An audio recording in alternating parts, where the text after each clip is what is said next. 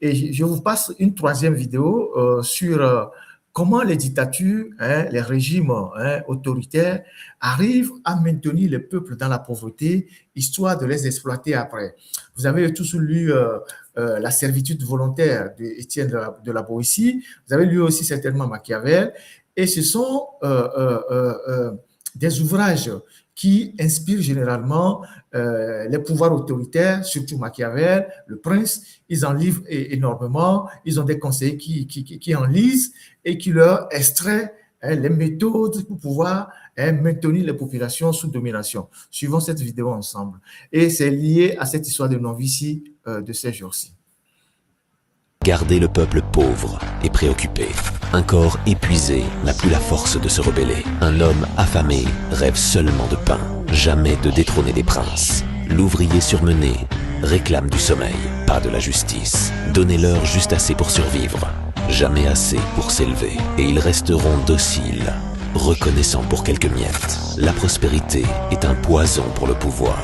Les ventres pleins deviennent oisifs. Et l'oisiveté fait naître les questions. La sécurité appelle des revendications. Le loisir forge des complots. Les citoyens à l'aise commencent par demander « Pourquoi est-ce que je me courbe ?» Puis un jour, ils refusent de se courber du tout. Machiavel l'avait compris. La misère impose l'obéissance. L'abondance éveille la défiance. Les affamés obéissent. Les rassasiés s'organisent. Gardez-les fatigués, affamés, occupés sur le fil du rasoir. Et vous les garderez gérables. Offrez-leur le confort et vous façonnez les mains qui finiront par vous renverser. Si vous voulez comprendre ces dynamiques de pouvoir, voir clair dans les jeux d'influence et reprendre le contrôle de votre esprit, lisez L'Esprit inébranlable. Il faut rejouer ça une deuxième fois. Merci. Gardez le peuple pauvre et préoccupé. Un corps épuisé n'a plus la force de se rebeller. Un homme affamé rêve seulement de pain, jamais de détrôner des princes. L'ouvrier surmené réclame du sommeil, pas de la justice. Donnez-leur juste assez pour survivre, jamais assez pour s'élever. Et ils resteront dociles, reconnaissants pour quelques miettes. La prospérité est un poison pour le pouvoir. Les ventres pleins deviennent oisifs. Et l'oisiveté fait naître les questions. La sécurité appelle des revendications. Le loisir forge des complots. Les citoyens à l'aise commencent par demander « Pourquoi est-ce que je me courbe ?» Puis un jour, ils refusent de se courber du tout. Machiavel l'avait compris. La misère impose l'obéissance. L'abondance éveille la défiance. Les affamés obéissent. Les rassasiés s'organisent. Gardez-les fatigués, affamés, occupés sur le fil du rasoir. Et vous les garderez gérables. Offrez-leur le confort et vous façonnez les mains qui finiront par vous renverser. Si vous voulez comprendre ces dynamiques de pouvoir, voir clair dans les jeux d'influence et reprendre le contrôle de votre esprit, lisez L'Esprit inébranlable. Voilà. Alors, j'ai eu plusieurs fois à développer dans mes lives que c'est la classe moyenne qui est souvent exigeante. C'est elle qui demande des comptes au gouvernement.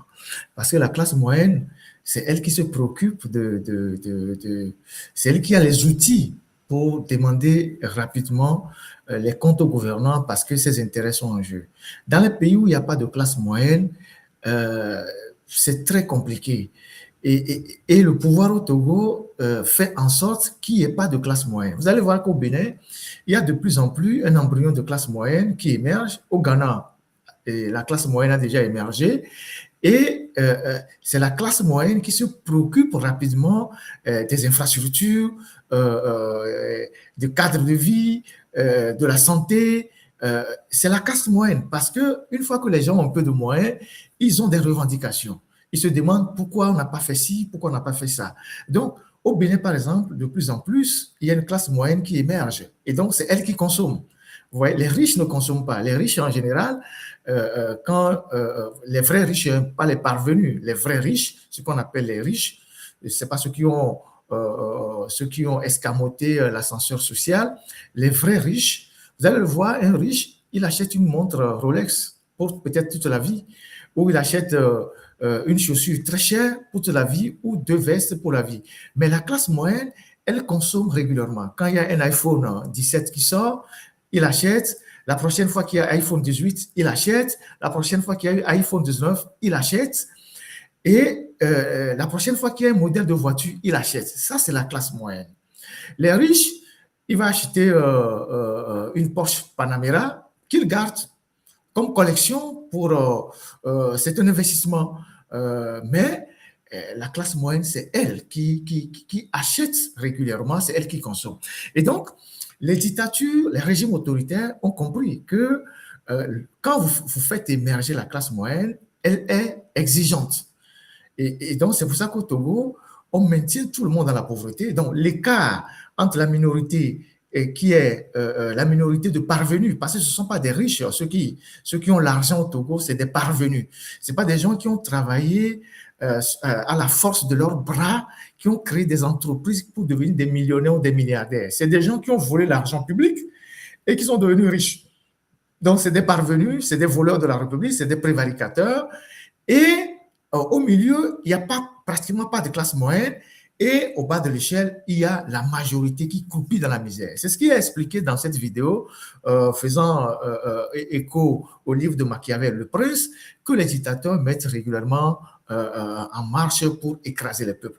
Donc, vous comprenez l'esprit dans lequel cet argent de Novici a été distribué juste pour, à un moment donné, étancher la soif du peuple qu'on a réduit à la misère totale.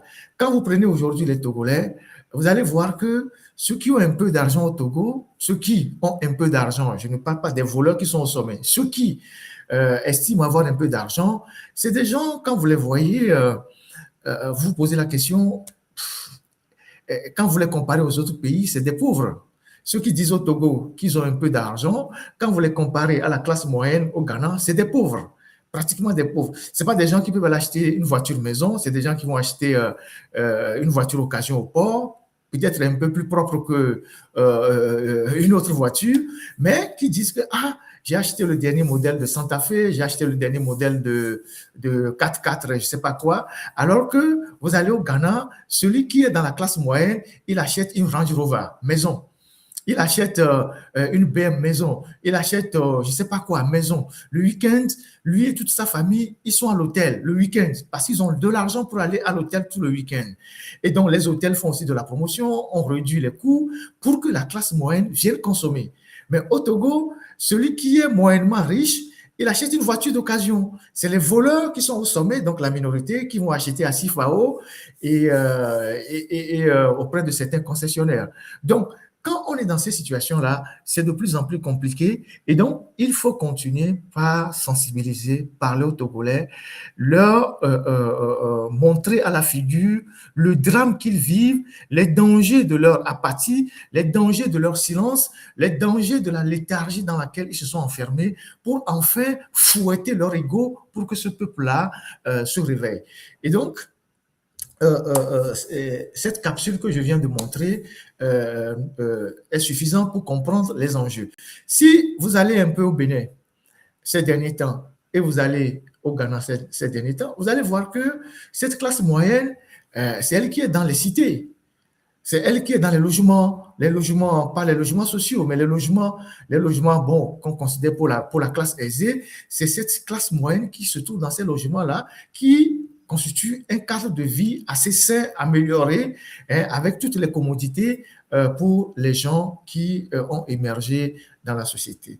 Espérons qu'un jour, les Togolais en arrivent à ce niveau pour tirer la majorité qui est encore dans la pauvreté vers le haut pour que le pays puisse amorcer un développement plus ou moins acceptable.